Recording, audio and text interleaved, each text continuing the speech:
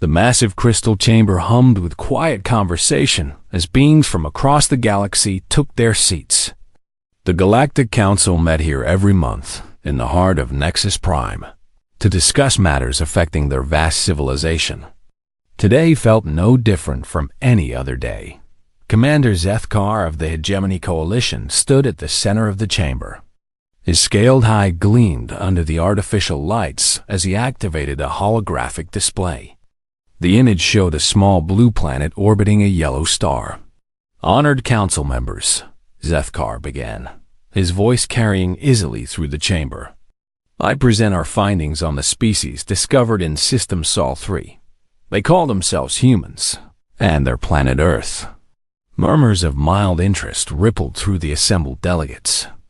The Saurian representatives leaned forward slightly, while the crystalline arbitrons remained perfectly still, as they always did. The hologram shifted, showing images of human cities, vehicles, and technology. Zethkar gestured with one clawed hand. "As you can see, they are a primitive species. They have existed in their current form for barely 10,000 of their years. Their technology relies on crude chemical propulsion and basic fusion reactions." A delegate from the Aquatic Federation raised a tentacle. "What about their military capabilities?" "Laughable," Zethkar replied with what passed for a smile among his people. "They fight each other constantly over resources and territory. They have no unified government, no space-based defenses worthy of the name, and their weapons are centuries behind our standards." The hologram showed human spacecraft, small, clunky vessels that looked like toys compared to the sleek ships of the council races. Several delegates made sounds that might have been laughter in their respective languages. Admiral Korthax of the Saurian Empire stood up. His massive frame cast a shadow across the nearest representatives. "What of their planet's resources?" "Abundant," Zethkar said, pulling up new data. "Rich mineral deposits, vast water reserves, and a biosphere that could support many of our member species. The planet shows signs of environmental damage from their primitive industries, but nothing that cannot be reversed with proper management." The ancient Arbitron designated Prime Alpha spoke, its crystalline voice ringing like distant chimes. "What is the recommended classification?" Zethkar didn't hesitate. "Standard Integration Protocol. The species shows no signs of advanced development potential. They lack the scientific discipline of the Zentari, the natural cooperation of the hive minds, or the environmental harmony of the plant collective. They are simply another young species that needs guidance." "Or removal," muttered someone from the back rows. Prime Alpha's crystal body shifted, like refracting through its form. "The standard demonstration should suffice. Show them our power, offer them a place in our order, and proceed with resource extraction if they refuse." The room filled with agreement. This was how things always went with primitive species. Some accepted the offer and became useful members of galactic society. Others refused and were dealt with accordingly. Either way, the galaxy grew more civilized. Delegate Thorne of the Human Research Division activated his recording device. He was one of the few beings in the chamber who had actually studied human culture in detail. "Honored Council, I must note some unusual patterns in human behavior." "Such as?" Prime Alpha asked. "They show remarkable adaptability under pressure. Their history is filled with examples of rapid technological advancement during conflicts. They also display unusual persistence in the face of overwhelming odds." Zethkar waved a dismissive hand. "All primitive species fight when cornered. It changes nothing. A few nuclear weapons and chemical rockets cannot threaten ships that travel between stars. There is also their unique evolutionary background," Thorne continued. "Their planet is unusually hostile compared to most homeworlds. They evolved as both predator and prey, developing complex social structures while maintaining individual aggression. Admiral Korthax let out a rumbling laugh. You speak as if this matters. Every species thinks their homeworld is dangerous until they see real galactic power. The discussion continued for another hour, but the outcome was never in doubt. The humans would receive the standard integration offer, surrender their sovereignty, provide 30% of their population for labor conscription, and grant mining rights to 60% of their planet. If they refused, they would face the consequences. As the session ended, delegates filed out of the chamber, already thinking about other matters. The human question was settled. It would take maybe a month to resolve once Admiral Korthax's fleet reached their system. None of them noticed a small object floating in the shadows near the chamber's upper reaches. It was no larger than a marble, perfectly spherical, and seemingly made of nothing more than polished metal. To any sensor scan, it appeared to be a piece of decorative artwork, something to catch and reflect the chamber's lights, but it was not decoration. For the past 6 months, this tiny probe had recorded every council session, every private conversation in the corridors, and every strategic discussion in the secure meeting rooms. Its creators had designed it to be absolutely undetectable by any known technology in the galaxy. As the chamber emptied, the probe began moving. It drifted through ventilation shafts and maintenance corridors, avoiding all security systems with impossible precision. Within an hour, it had reached the station's outer hull and launched itself into space. The journey back to Earth would take months, but time was no concern. Its creators knew this day would come eventually. They had been preparing for it since the first time their primitive radio signals detected artificial patterns in distant star systems, while the Galactic Council made plans to integrate or eliminate humanity. A small metal sphere raced through the void toward Sol System. Inside its quantum storage matrix, it carried every detail of the Council's technology, their military protocols, their weaknesses, and most importantly, their absolute certainty that humans pose no threat. The galaxy's greatest civilizations had just made their first mistake regarding Earth. It would also be their last. Back on Nexus Prime. Prime Alpha stood alone in the empty chamber, its crystalline form pulsing with slow, thoughtful light. Something felt different about this integration. The humans had been detected years ago, yet no follow-up missions had been sent. No direct contact had been made. For a species as primitive as they appeared, the humans had been remarkably difficult to study. But surely that meant nothing. Surely they were just another young species that would learn their place in the galactic order. The Arbitron pushed the uneasy feeling aside. Some things never changed, and the pattern of integration was one of them. Within weeks, the humans would face the choice that all primitive species eventually faced: join the galaxy as junior members, or be removed as obstacles to progress. Prime Alpha began planning resource allocation for Earth's mineral wealth. It never occurred to the ancient being that it might be planning its own civilization's funeral instead. 6 months after the council meeting, space near Jupiter began to shimmer like heat waves rising from hot pavement. The distortion grew larger until massive shapes pushed through the fabric of reality itself. One by one, alien warships materialized in Earth's solar system. The lead vessel was enormous, over 1 kilometer long and bristling with weapon arrays that could crack planets. Admiral Korthax stood on its bridge, watching Earth appear on his screens like a tiny blue dot. Around his flagship, 97 other ships took formation. It was more firepower than most species had ever seen in one place. Pathetic, Korthax said, studying the primitive human satellites and space stations scattered throughout the system.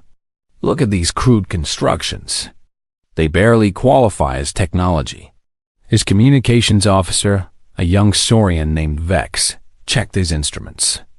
Sir, we're detecting some unusual energy readings from the outer system. Probably they're primitive fusion reactors. Ignore it. Korthax activated the fleet's main communication array. Open channels to all human frequencies. The message that broadcast across Earth was simple and delivered in perfect human languages. Korthax's computer had learned them during the journey from intercepted transmissions. Primitive species of Earth. Korthax's voice boomed from every television, radio, and communication device on the planet. I am Admiral Korthax of the Saurian Empire, speaking for the Galactic Council. You have 1 week by your planetary rotation to surrender completely. On Earth, emergency meetings erupted in government buildings across the globe. Military leaders stared at their screens in shock as the massive alien fleet maintained position near Jupiter. Korthax continued his broadcast. Your terms of surrender are simple. Dismantle all military forces immediately. Provide 30% of your population for work assignments throughout the galaxy. Grant mining and extraction rights to 60% of your planet's surface. Comply, and you will become a junior member of galactic civilization. The Admiral paused, letting his words sink in. To demonstrate our power, we will now remove one of your system's smaller objects. Korthax nodded to his weapons officer. The ship's main cannon charged with energy that made space itself glow. A beam of pure destruction lanced out across millions of kilometers and struck Europa, one of Jupiter's moons. The ice-covered world simply ceased to exist, turned to vapor in seconds. You have 7 days, Korthax concluded. Resistance will result in the same fate for your planet. The communication ended. Across Earth, panic spread like wildfire. Some governments called for immediate surrender. Others demanded military action. The United Nations held emergency sessions that went nowhere, but the response came from an unexpected source. Exactly 24 hours after Korthax's ultimatum, every screen on every alien ship lit up with an incoming transmission. The source appeared to be Earth, but no human government claimed responsibility for it. An elderly human woman appeared on the screens. She wore a simple military uniform with no markings that Korthax recognized. Her gray hair was pulled back severely, and her eyes held a coldness that made the experienced admiral uncomfortable. I am Admiral Chun of Terra Command, she said calmly. We have reviewed your offer and must decline. Korthax laughed, the sound echoing through his bridge. Terra Command? What puppet organization is this? Your planet has no unified military. Admiral Chun continued as if she hadn't heard him. You have 7 days to leave our system. Any hostile action will be considered an act of war. This is your only warning. The transmission ended before Korthax could respond. Around the bridge, his officers exchanged amused glances. The humans thought they could threaten a galactic fleet with words. Sir, Vex said, checking his instruments again. Those energy readings from the outer system have increased significantly. Irrelevant, Korthax decided. Charge the main weapon. Target their largest space station. We'll show them what happens when primitives try to negotiate with their superiors. The weapon powered up slowly, gathering enough energy to vaporize the human station in orbit around Earth. It was a small target compared to the moon they had destroyed, but it would send the right message.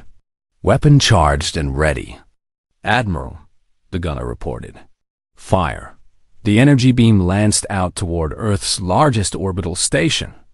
Korthax watched with satisfaction, already planning which human city to destroy next as an example. But the beam passed through empty space. The station was gone. What happened? Korthax demanded. Did we miss? No, sir, the sensor operator stammered. The station was there when we fired. It just isn't anymore. Explain that. I can't, sir. It's not destroyed, not moved. It simply doesn't exist where it was a moment ago. Korthax stared at the empty space where the station should be. This made no sense. Matter couldn't just disappear. Sir. Vex's voice cracked with sudden fear. Massive energy surges detected throughout the fleet. Before Korthax could ask for details, his ship's hull began to ring like a bell. The sound came from everywhere at once, as if something was striking the metal from all directions. Report. Korthax roared. Unknown contacts appearing inside our defensive perimeter, the sensor chief called out. They're materializing out of nowhere.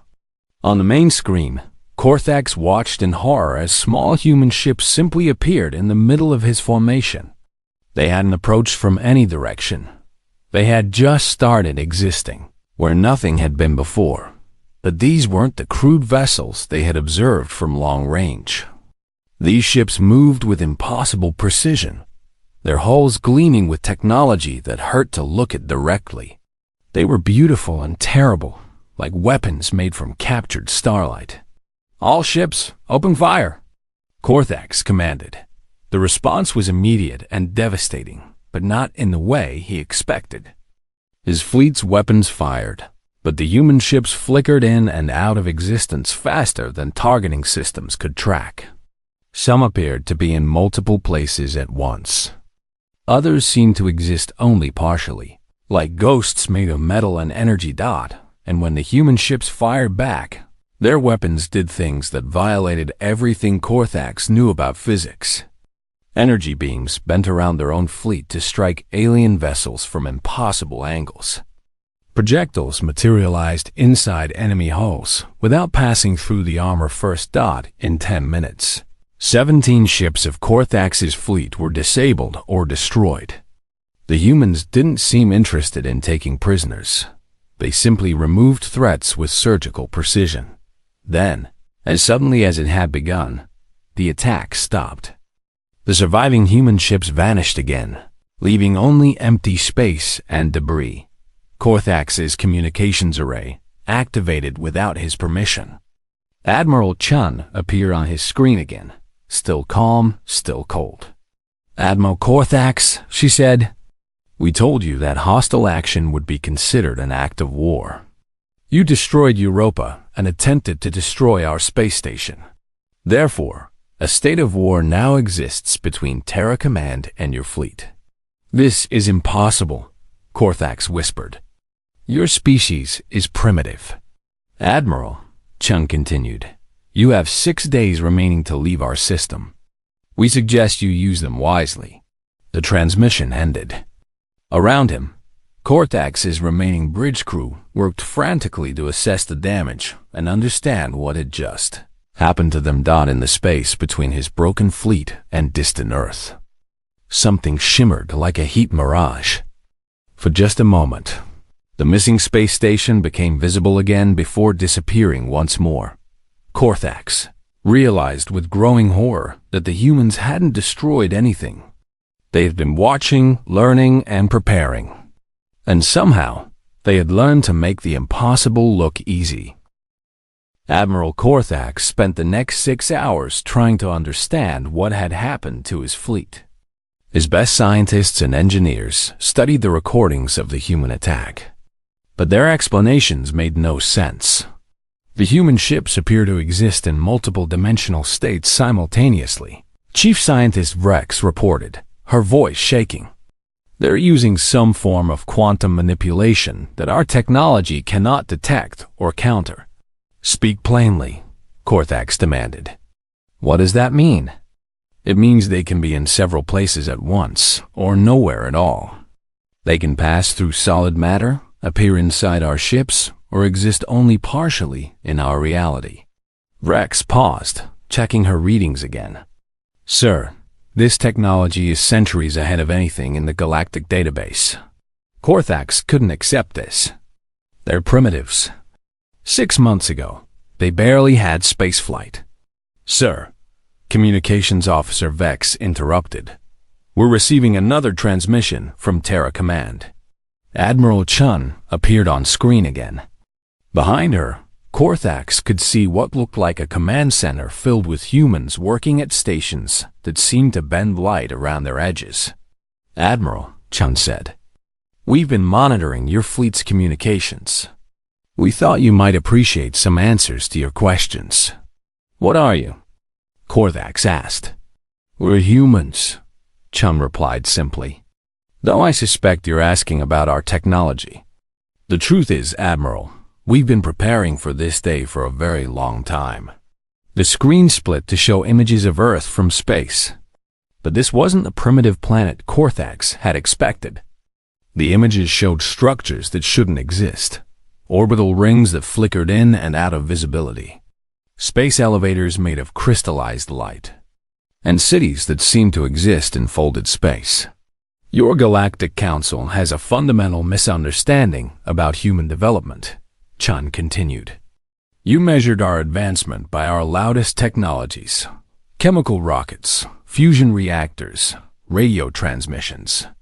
You never looked deeper.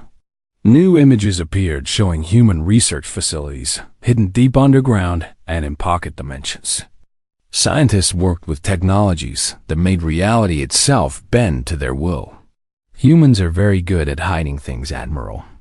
We learned early in our development that the universe contained other intelligences. We decided it would be wise to appear less advanced than we actually were until we understood the nature of those intelligences. Korthax felt something cold crawl up his spine. You've been spying on the galaxy? For 300 years, Chun confirmed.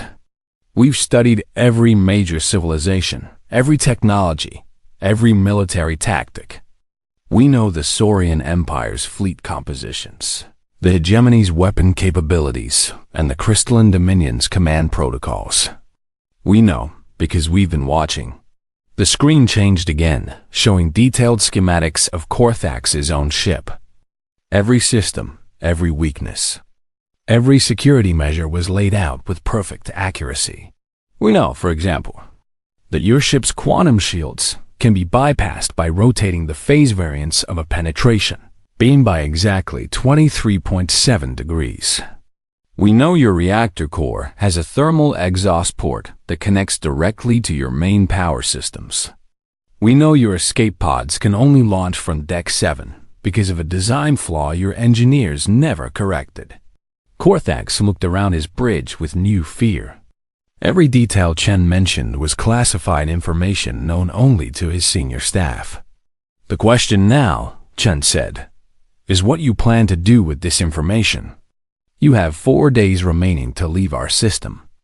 And if we refuse? Korthax asked, though he was beginning to suspect the answer.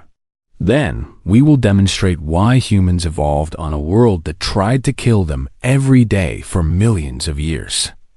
We will show you what it means to be both predator and prey, hunter and hunted.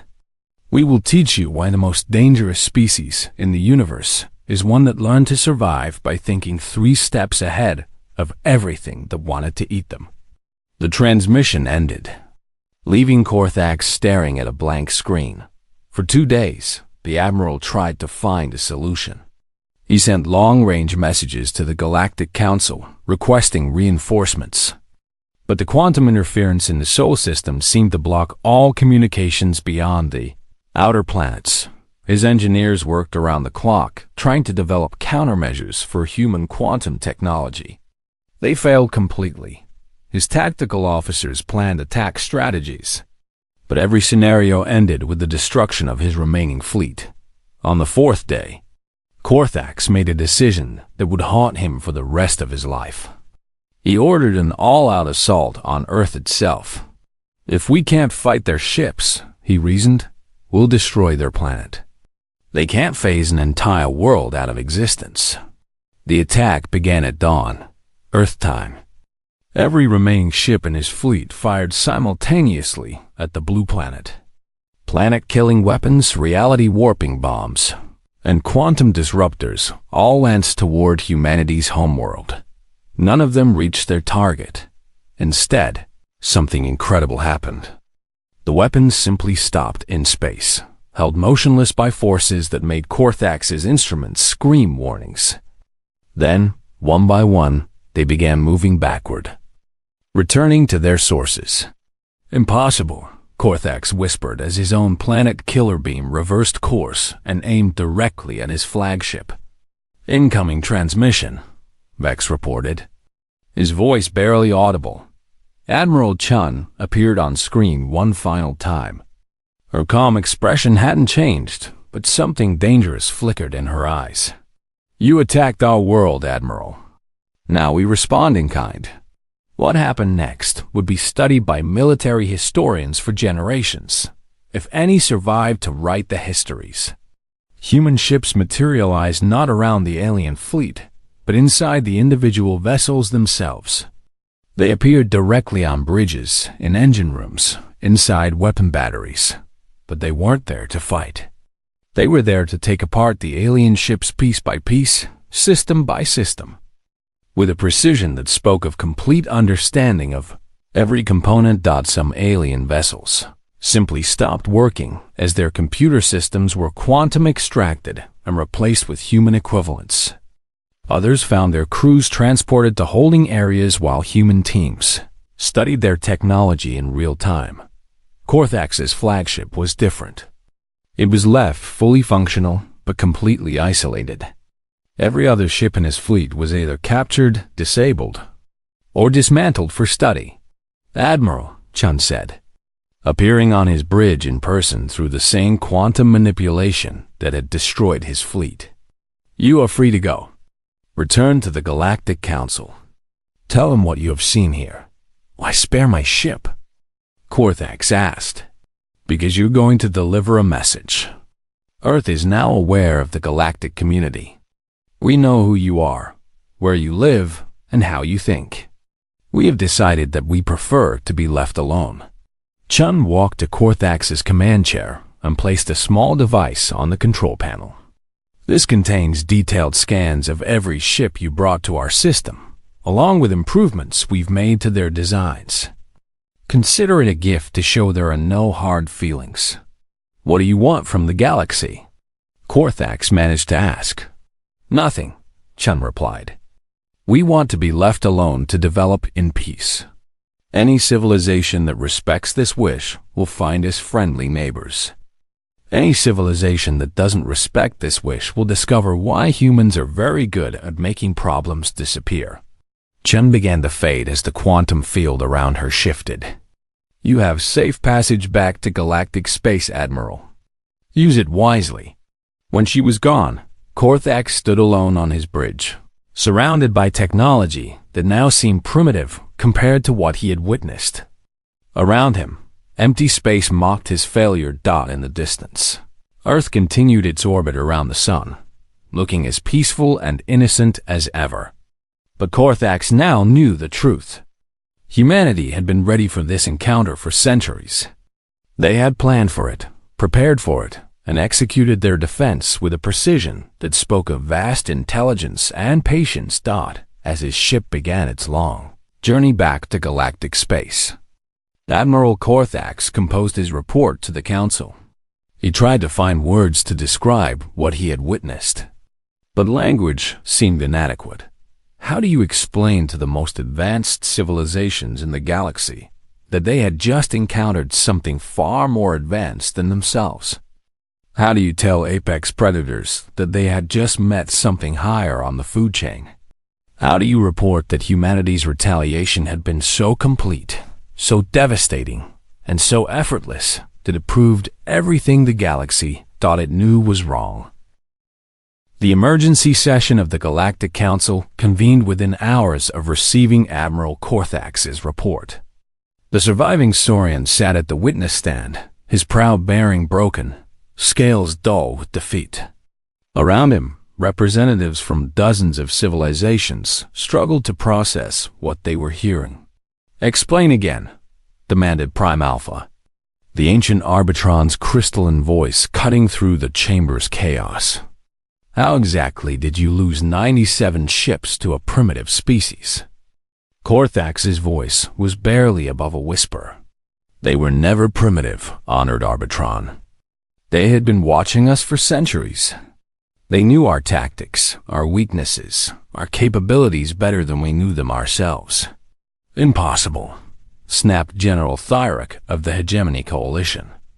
Our intelligence reports show basic fusion technology and chemical propulsion. They had no space-based defenses.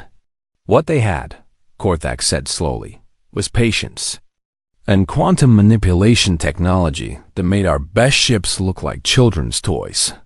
The chamber erupted in heated discussion. Delegate Thorne of the Human Research Division stood up, his tentacled form shaking with agitation. Honored Council, I tried to warn about human persistence and adaptability. My reports indicated unusual patterns. Your reports said nothing about advanced quantum manipulation. Thyric roared. You described a species that fought with sticks and stones. They showed us what they wanted us to see, Thorne replied quietly. I believe they have been deliberately appearing primitive while developing technologies we cannot comprehend. Prime Alpha's crystal form pulsed with deep, angry light. Then, we will deploy the Second Fleet. The Hegemony Coalition, Saurian Empire, and Crystalline Dominion will combine forces. 3,000 ships, planet killers, reality bombs. We will turn their entire system into cosmic dust. The motion passed overwhelmingly. Within days, the largest military force in galactic history began converging on Sol System. Ships from 3 major civilizations, equipped with weapons capable of destroying solar systems, moved toward Earth with determination born of wounded pride. None of them ever reached their destination. The attacks began at 0400 Galactic Standard Time across 17 star systems simultaneously. At first, the reports seemed like random technical failures. A communication hub in the Centauri system went offline. A shipyard in the Vega sector stopped responding. A trade station near Arcturus simply vanished. But as the reports poured in, a pattern emerged that chilled the galaxy to its core. Every major infrastructure point in Hegemony, Saurian, and crystalline space was under attack by forces that appeared from nowhere and struck with impossible precision. The humans weren't targeting military installations or fleets. They were dismantling the foundations of galactic civilization itself. Prime Alpha stood in the Council's emergency command center, watching display screens that showed catastrophe after catastrophe. How are they moving so fast? The Arbitron demanded. It would take our fleets months to coordinate attacks across this many systems. They're not using fleets, reported Intelligence Chief Morduk, his voice hollow with disbelief. The attacks are being carried out by small teams that appear inside our facilities using the same quantum manipulation technology Admiral Korthax described. They dismantle our equipment, steal our data, and vanish before our security forces can respond. What kind of equipment are they taking? Everything, Morduk said. Power generators, computer cores, communication arrays, manufacturing systems. But they're not just stealing, Prime Alpha. They're studying everything in real time, making improvements, and somehow mass-producing enhanced versions within hours. On the main display, a new report appeared from the Ryzen shipyards. The facility's commanding officer spoke with barely controlled panic. Unknown forces have penetrated our quantum security barriers. They're not destroying our ships, they're upgrading them. Our own vessels are being turned against us with technologies we've never seen before. Similar reports came from across the galaxy. Human teams appeared to know exactly where every critical system was located, how to access it, and how to either improve it or render it useless. They moved through alien facilities like they had built them themselves. But the true horror became apparent when the galaxy realized that humanity wasn't just attacking randomly. They were systematically demonstrating their superiority in every field the galactic civilizations considered advanced. The Crystalline Dominion prided itself on energy manipulation technology. Human teams appeared in their core research facilities and began producing energy matrices. That made crystalline technology look primitive by comparison. The Hegemony Coalition was famous for its tactical computing systems. Human infiltrators uploaded viruses that not only took control of every Hegemony computer, but improved their processing power by orders of magnitude before displaying messages that read, "Your systems have been enhanced. You're welcome. Do not threaten Earth again." The Saurian Empire's greatest achievement was their dimensional fold drives that allowed faster than light travel. Human forces appeared in their most secure laboratories and left behind drive systems that could cross the galaxy in minutes instead of months, along with complete technical specifications explaining how they worked. They're not trying to conquer us, Prime Alpha realized with growing horror. They're demonstrating that they could conquer us without effort. They're showing us how inferior we really are. The final blow came when the Galactic Communication Network itself was compromised. Every screen, every communication device, every public information system across dozens of civilizations displayed the same message. Simultaneously, Admiral Chun appeared. Still calm, still cold, but now speaking to the entire galaxy at once. "Citizens of the galactic community," she began. "For the past 72 hours, Terra Command has been conducting defensive operations in response to the unprovoked attack on our solar system. We have demonstrated our capabilities across your territories to ensure you understand the reality of your situation." Behind her, the displays showed images of human teams working inside alien facilities, often with local technicians watching in amazement as their own systems were upgraded beyond anything they had thought possible. "We have enhanced your infrastructure, improved your technologies, and corrected several design flaws that were limiting your civilization's development. Consider these gifts a gesture of goodwill, not conquest." The transmission shifted to show real-time feeds from across the galaxy. Planets that had suffered energy shortages for decades were now powered by human-designed reactors. Communication networks that had been slow and unreliable now operated with perfect clarity. Transport systems that had required constant maintenance were now running smoothly with technology their builders didn't understand but couldn't deny worked better than anything they had ever created. However, Chung continued, "Any future attempts to threaten Earth or human interests will result in less pleasant demonstrations of our capabilities. We have mapped every major facility, every fleet position, and every command structure in your civilizations. We know how your societies function because we have been studying you far longer than you have been aware of us." New images appeared showing detailed layouts of government buildings, military bases, and research facilities that were supposed to be secret. The message was clear. Humanity could strike anywhere, anytime, with perfect knowledge of their targets. Earth wishes to exist peacefully within the galactic community. We are not interested in ruling other worlds or imposing our values on other species. We simply want to be left alone to develop as we choose. Any civilization that respects this desire will find humanity to be generous neighbors. Any civilization that threatens us will discover why our species survived on a world that tried to eliminate us every day for millions of years." The transmission paused while Chun appeared to consult something off-screen. "As a final demonstration, we will now activate the silence protocol that your Galactic Council designed to prevent rebellious species from communicating. We have taken control of this system and improved it significantly. Consider what this means for your ability to coordinate any future actions against us." Across the galaxy, every communication network went silent. Not destroyed, not damaged, but simply quiet. The enhancement was immediately obvious. The silence was so complete and coordinated that it proved humanity now controlled every major information system in galactic civilization. Then, after exactly 60 seconds, communications returned.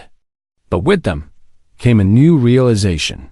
Every message, every data transfer, every conversation was now passing through human-controlled systems that were orders of magnitude more efficient than the original.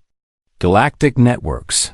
Chun reappeared for the final part of her message. Your infrastructure has been upgraded. Your security systems have been enhanced, and your communication networks now operate at maximum efficiency. We have given you gifts that will benefit your civilizations for generations. In return, we ask only to be left in peace. Any ship that approaches Sol System will be turned away safely but firmly. Any attempt to blockade trade routes near human space will result in the removal of that blockade. Any attack on human colonies or citizens will be met with immediate and terminal response.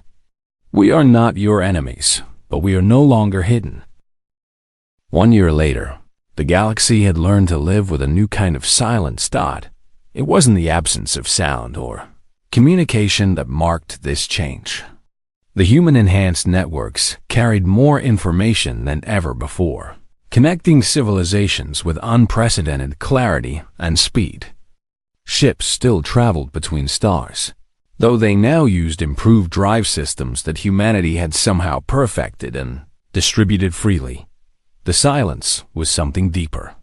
It was the quiet that comes when predators realize they are no longer at the top of the food chain. Captain Zichter of the merchant vessel Prophet Stream checked his navigation charts as his ship approached the edge of what spacers now called the Terra Zone. The boundary wasn't marked by weapons or barriers, just simple buoys, broadcasting a message in every known language. Human space. Peaceful transit permitted. Hostile action will be met with immediate response. Captain, his navigator called out. We're being scanned. Zichter nodded. Every ship that approached human space received the same treatment, a gentle but thorough examination that somehow analyzed every system, every cargo container, and every crew member without causing the slightest discomfort. Ships carrying weapons meant for attacking human interests simply found those weapons had vanished, replaced with notes explaining why they had been confiscated. Pirates had learned quickly not to operate anywhere near human trade routes. The few who had tried were never seen again, though their crews were inevitably found unharmed on distant space stations with stories of ships that appeared from nowhere, removed their weapons with surgical precision, and vanished again without a trace. Scan complete, the navigator reported. We're cleared for passage. As they crossed into human space, Zichter marveled at what he saw. Human colonies had spread across dozens of systems in just 1 year, but not in the way other species colonize space. There were no massive terraforming projects or environmental destruction. Instead, human settlements seemed to grow naturally from the worlds they inhabited, as if the planets themselves welcomed their presence. The humans traded freely with any species that approached peacefully. Their goods were always the finest available, not because they charged high prices, but because human manufacturing techniques produced quality that other civilizations couldn't match. They shared technology freely, offered medical assistance to any species that needed it, and never asked for anything in return except to be left in peace. But everyone in the galaxy understood that this generosity came with an unspoken message. We are being kind because we choose to be, not because we have to be. On Nexus Prime, the Galactic Council still met monthly, but the atmosphere had changed completely. Prime Alpha stood before the assembled delegates, its crystalline form dimmer than it had been a year ago. The quarterly report on human activities, the ancient Arbitron announced. Delegate Thorn activated his display, showing star charts dotted with human settlements. Human expansion continues at a measured pace. They have established colonies in 47 systems, all previously uninhabited. No conflicts with existing civilizations. No territorial disputes. Military activities? Asked General Thyric, though his heart wasn't really in the question anymore. None observed, Thorn replied. Human vessels respond to distress calls from any species. provide humanitarian aid during natural disasters, and offer protection to merchant fleets operating near their territory. Several pirate organizations have simply ceased to exist after threatening human trade partners. The chamber remained quiet. Everyone knew the real question that hung unspoken in the air. What were the humans really capable of? The answer had become clear through 1,000 small demonstrations. Human medical technology could cure diseases that had plagued galactic civilization for millennia. Human engineers could solve infrastructure problems that had existed for centuries. Human scientists published research papers that advanced entire fields of study by generations. But perhaps most unsettling was humanity's apparent ability to predict galactic events. Time and again, human ships would arrive at disaster sites before anyone had called for help. Human researchers would publish solutions to problems that other species hadn't even recognized yet. Human diplomats would offer assistance for conflicts that hadn't become public knowledge. They're not just more advanced than us, Prime Alpha had confided to the other Arbitrons in private. They're operating on a completely different level of understanding. They see patterns we can't even perceive. Admiral Korthax, now relegated to a minor position in the Saurian fleet, sometimes stood at the observation deck of his new ship and stared out at the stars. The human device Admiral Chun had given him sat in his personal quarters, still sealed and unopened. His engineers had studied it for months before concluding that the technology inside was so advanced they couldn't even determine what it was supposed to do. "Sir," his aide had reported, "we believe this device contains blueprints for upgrading our entire fleet. But the mathematics involved are beyond our current understanding. It would take us decades just to comprehend the basic principles." Korthax understood the message. Humanity had given him a gift so advanced that his civilization couldn't use it yet. It was both an act of incredible generosity and demonstration of the vast gap between human and galactic technology. The psychological impact of this realization had transformed galactic society in ways no one had anticipated. Species that had warred for centuries suddenly found themselves cooperating, united by the shared knowledge that there was something in the galaxy far more powerful than any of them. The petty conflicts that had dominated galactic politics seemed meaningless when measured against the casual demonstration of human capabilities. Trade flourished as never before, partly because the human-enhanced communication networks made commerce easier, but mostly because no one wanted to waste resources on conflicts when humanity was watching. The galaxy had become more peaceful not through conquest or diplomacy, but through the simple understanding that violence was no longer the ultimate arbiter of disputes. "Report on the Void Collective situation," Prime Alpha requested. "Resolved," Thorne said simply. "The Collective attempted to blockade the Altair system 3 days ago. Their fleet disappeared. All personnel were found unharmed on a nearby space station with a message explaining that aggressive actions near human trade partners would not be tolerated. The blockade equipment was left orbiting a dead planet in the Collective's home system, with a note suggesting they find more constructive uses for their resources." This had become the pattern. Any civilization that attempted to return to the old ways of galactic politics found their military assets simply removed, not destroyed, but relocated somewhere embarrassing with messages explaining why their behavior was unacceptable. The humans never threatened anyone directly. They never demanded tribute or submission. They simply made it clear that certain actions would have consequences, and those consequences always arrived with a precision that spoke of vast intelligence and careful planning.